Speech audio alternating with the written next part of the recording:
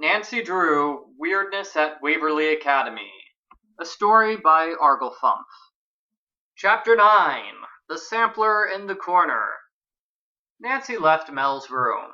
Now that she was 9 chapters into the story, she figured it would be a good time to check her suspect list. Suspect number 1, Corrine Myers, aka the Queen of Awkward, my roommate. Suspect number 2, Mel Corbliss, the cello girl who likes pink. Suspect number 3, Rachel Hubbard, wants me to help her with the school website. Suspect number 4, Izzy Romero, student body president. She made fun of my hair. One of these suspects was definitely the Black Cat, unless it was the 5th character who Nancy hadn't met yet. The Black Cat attacked the various victims. Victim number 1, Megan Vargas, sent home due to an allergic reaction. Victim number 2, Danielle Hayes, claustrophobic girl who was locked in a closet. Victim number 3, Nancy Drew, aka me, forced to solve yet another mystery. Nancy nodded. The lists of suspects and victims was in order. Now to check the to-do lists. 1. Read the rules on the Waverly School website. 2. Meet Rachel and learn about the web project she's working on. 3. Talk with Izzy in the library and learn more about the school. 4. Call Megan Vargas and learn more about how the Black Cat attacked her. 5. Find a way to snoop around Mel's room without attracting her suspicion. The only thing on the to-do list that was crossed off was meet my new roommate, and that really didn't count because you automatically go through the conversation with Corrine when the game starts. I guess I'll go back and see Mel again, Nancy said. She turned around and re-entered Mel's room. Weren't you just here? Mel asked. I forgot to check something, Nancy said. She went straight to the corner, the only part of the room she could examine in more detail, and took a good look at the hand-stitched sampler. Looking for something is what life is for. If you want to solve this mystery, Miss Nancy Drew, you must read much, followed by more. More, Nancy said. I wonder why it's capitalized and spelled with 2 O's. Is this sampler as old as it looks? It's old, that's for sure, Mel said. My great-great-great-grandmother made it. She was in the first class that graduated from Waverly. Everyone in my family who comes here has to hang it up in her room. It's tradition. Nancy said to herself. The game seemed to be putting an awful lot of emphasis on the sampler in the corner of Mel's room. On a whim, Nancy flipped open her notebook to find a brand new item on her to-do list. 6. Figure out who Moore is. Refers to a book, maybe? From the sampler in Mel's room. Wow, they practically give you the solution to this puzzle on Junior mode, Nancy said. I guess this means I'll have to go to the library and find the book that Moore wrote. Mel said. Now true, every single person in Mel's family going back over 100 years has had this clue, Nancy said. But hopefully they were all a bunch of idiots who couldn't figure it out, because I'll be the first person to solve this mystery and find more, or my name isn't Nancy Drew. Becca, do you always talk to yourself when you're standing in corners? Mel asked. Oh, crud, Nancy thought. Ha ha! No, don't be silly, Nancy said. I was just practicing a monologue for the school play. But you just arrived here 10 minutes ago, Mel said. How do you already have a part in the school play? Duh, I'm auditioning for the school play, Nancy said. You should totally audition with me. You'd be perfect for the role of, the cellist with the pink bows in her hair. Mel just stared at Nancy, a confused look on her face. I gotta go. See ya, Nancy said, running out of Mel's room at top speed.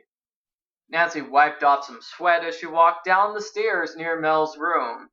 For a moment there, it looked like she almost accidentally blew her cover as a secret detective. But now, everything was back to normal, and once again, everybody knew that Becca Sawyer was the coolest girl in school. Nancy's cell phone beeped as she went downstairs.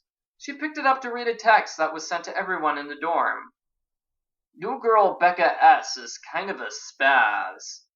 No way, Nancy said. There's another new girl here called Becca S?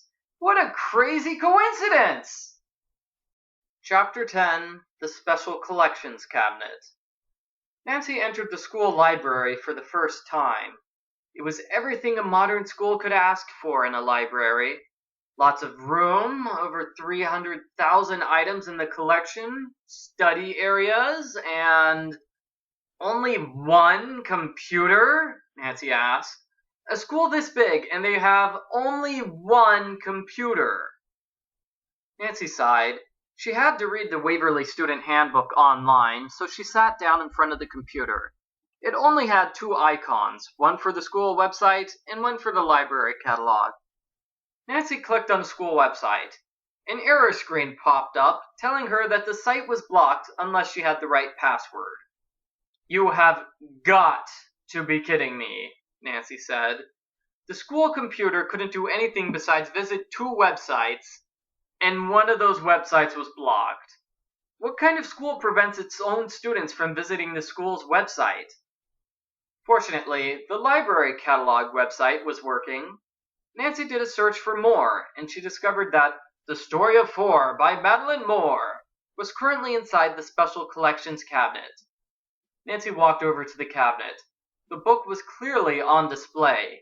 Nancy grabbed the door handle and... It's locked, Nancy said. Nancy took a step backwards and looked around. On top of the special display cabinet were two Waverly flags. Nancy unscrewed the flag on the left, then used it to break the glass of the display cabinet. Now it's unlocked, Nancy said smugly. Becca, what are you doing? Izzy asked, in horror at Nancy's blatant destruction. Getting the book, Nancy said. Suddenly, Nancy magically disappeared from the library and reappeared back in her room.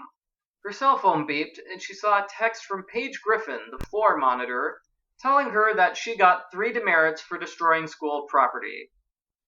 How did I end up back here? Nancy wondered. She left her room and went right back downstairs. Amazingly, the broken display cabinet was magically repaired. Let's try this again, Nancy said. She unscrewed a Waverly flag, then used it to smash open the glass of the cabinet. Then, Nancy reached inside and grabbed the copy of The Story of Four. You can't break things like that, Izzy said. I'm telling. 1 second later, Nancy was back in her room. The book had magically disappeared from her hands. I don't believe this, Nancy said. Nancy marched downstairs and threw open the doors to the library, and she was shocked to find that, once again, the special collections cabinet had been repaired. Either Waverly Academy had a really efficient glassmaker on the staff, or they had an unlimited supply of special collections cabinets. Third time's the charm, Nancy said, unscrewing the Waverly flag again. And if Izzy tells on me again, I'm going to tell her to... Whoa! Paige, the angry floor monitor, grabbed Nancy by the back of her neck and dragged her away from the cabinet. If you even think about breaking the cabinet again, I will have you expelled, Paige threatened. Nancy shuddered.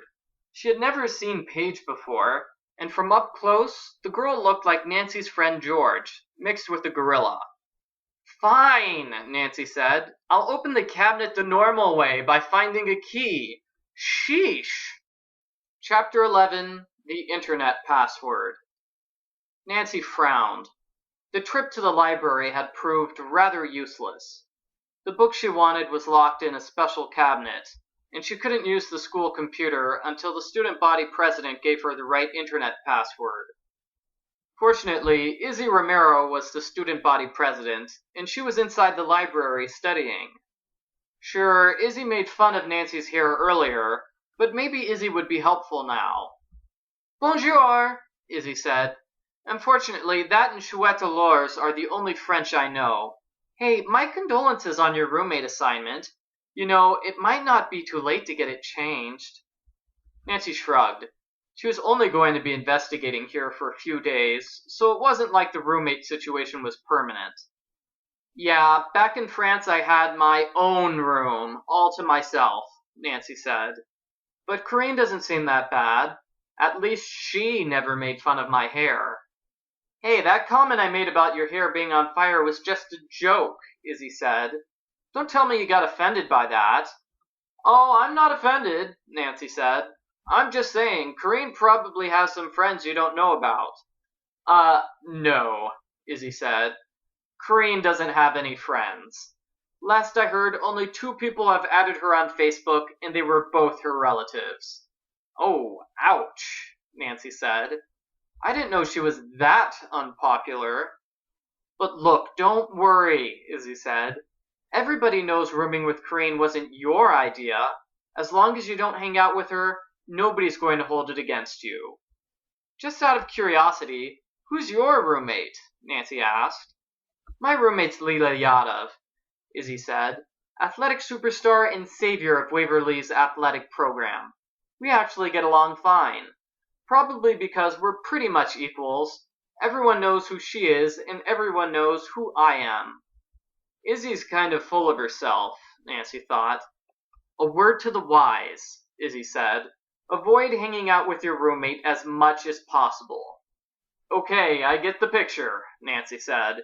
You're not a big fan of Captain Awkward. I didn't come here to talk to you about her. I came to talk about the school computer.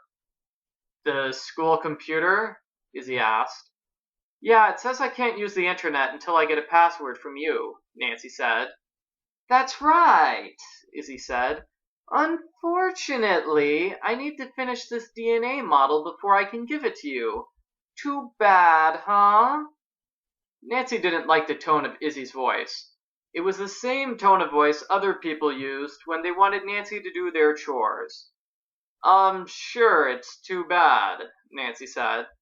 If only there was someone who could help me, Izzy said. Then I'd be free to give you the password. No, no, no, no! I do not want to do her work for her, Nancy thought. Someone who just moved in and doesn't have any homework yet, Izzy said.